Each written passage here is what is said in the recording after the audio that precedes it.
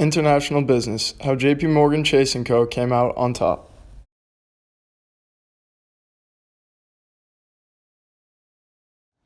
Hello, my name is Jamie Dimon, and I've been the CEO of JP Morgan since 2006.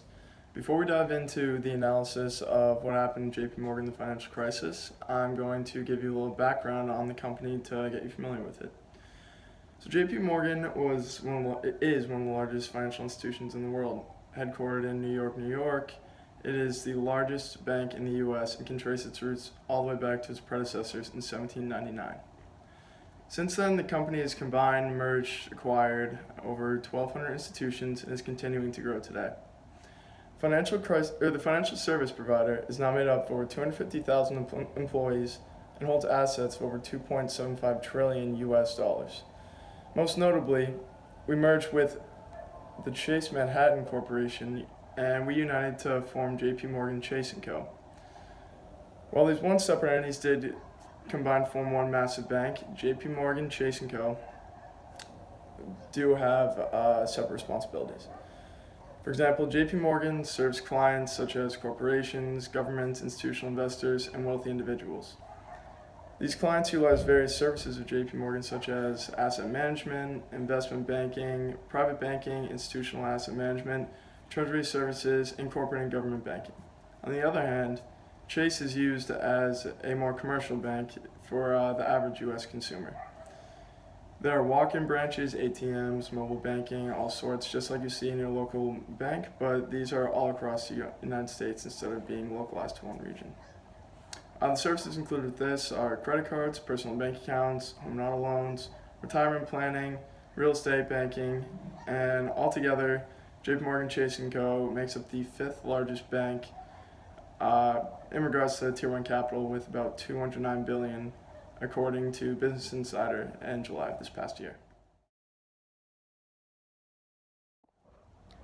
JP Morgan is considered an international company because they provide services to institutions, people looking for solutions all around the world. We have over 1,200 corporate clients that have been served, and they benefit from the financial solutions and informational expertise that we can offer them. We also have staffed over 200 investment bankers that provide advice on capital markets, merger and acquisition advisory, foreign exchange, and interest rate derivative solutions. In 2017, JP Morgan was named the #1 foreign exchange bank by FX Weekly Banks Awards. While we do not center our business model on tangible exports and imports, our services are more of technology and informational based, and these are comprised of investment, data analytics, and technologically trained employees that offer a comprehensive solution for anything that you need, whether that's loans or just a tip on how to move forward. We operate in over 60 countries, so Europe, South America, Asia, United States, and we have clients in over 100 countries. In terms of banking, this is a significant feat, and the bank's stability has been proven with its positive track record. Being headquartered in New York, New York, JP Morgan also has a massive presence in the United States economic markets. More on the Chase side, we have 25 million customers who use our commercial banks, ATMs, online and mobile banking services throughout the country. Due to the size of the company, we're able to invest and offer investment advice to different asset classes throughout almost all industries. For example, JP Morgan can offer advice on agribusiness, energy, financial institutions, healthcare, life sciences, media, entertainment, technology, and disruptive commerce. Also, we are traded on the New York Stock Exchange under the ticker JPM, and right now our share price is around $131 a piece, with the largest market cap of all banks at $412.35 billion.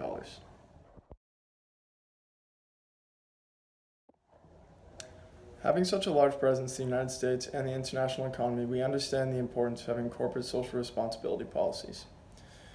Because of this, we have many different programs currently running, and our goal philanthropically is to have $1.75 billion donated by 2023. These organizations range from small business expansion to financial health to community restoration.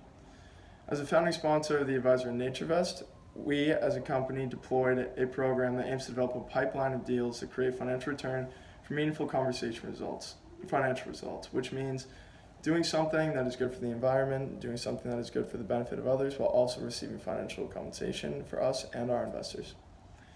To do our part in promoting women in the workforce, we started Women on the Move in 2013 to help explore challenges that women face in the workplace and act more as a think tank to develop ideas to combat discrimination and figure out ways to implement women positively into the workplace, as they have the exact same value as men and can provide the same amount of advice that the corporate men in the world can today. The New Skills at Work program by JP Morgan also grants those in unfortunate situations the opportunity to gain a meaningful in-demand skill. We decided where to implement these programs by socioeconomic research data, which has allowed us to pinpoint places in the U.S. that may not have the same opportunities as high-income areas. The financial crisis of 2007-2008 was not only a scary time for us as a bank, but as you as a consumer, and Mr. President, for you too, and the entire world, affecting all governments, businesses, economies, currencies, just about everything in the world. In 2007, we did notice that the economy potentially could downturn very soon. Syndicated lending was at an extremely high level, about 5 to 10 times as much as it is now in 2019. Quant funds were also very over-leveraged, and investment banks were leveraging at a rate of about 40 to 1. This is a lot more excessive than the banks can handle.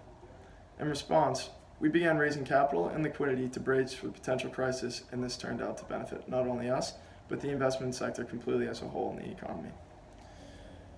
We eventually bailed out Bear Stearns when they were at their worst with a $25 billion overnight loan. The Fed also stepped in to bail us out for $30 billion, but this was more of a contractual obligation, as we already gave them our capital in order to save their company and all their consumers and investors. The collapse of Bear could have led to the demise of Merrill Lynch, Citigroup, and at the time, Lehman Brothers was also in a tough situation, although they ended up collapsing for many other reasons, especially because of the subprime mortgage loan market. We attempted to take collateral for them in return for $70 billion in lending, but this turned out to go sour, and there was not much we could do to help out the Lehman Brothers. We were essentially the strongest investment bank throughout the entire financial crisis. The Federal Reserve stepped in to back Fannie Mae and Freddie Mac, but we were really one of the only banks to expose ourselves in order to save the American economy and the investments. Although the crisis was out of the control of our hands, we were one of the largest hands to help. Our home country, the U.S., acted in a liberalist manner beside us, ultimately saving the U.S. economy.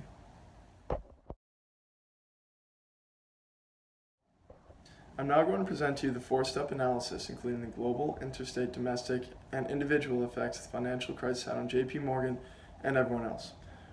On the global level, the entire world was affected by the financial crisis. Investments were down, currencies degraded, and the entire economic system was in shock. JP Morgan Chase & Co. was able to bail out some of the largest multinational investment banks, purchasing loans that went from high grade to dirt within months. The bailout thus far has proven to benefit the international economy. On the interstate level, the Fed acted as a lender of last resort and attempted to put an end to the madness of the stock market. JP Morgan partnered with them in taking a $25 billion bailout in order to not single out the other banks and be on the same level as them. On the domestic level, banks had a very negative connotation and led to the crash in the market. JP Morgan lent its capital to prevent a total meltdown of consumers' assets, and the money lent out to families and organizations to keep them above water until the crisis was very helpful until we saw an upward trend in the recovery. On the individual level, CEOs, politicians, all consumers, everyone was affected by this. And investors did lose confidence, but the major moves by JP Morgan was able to keep the syndicated loans from falling through, investors to keep moving forward, and eventually save our economy. Thank you for listening, and I hope that in the future we are able to continue business in the United States and keep a positive outlook on the entire world.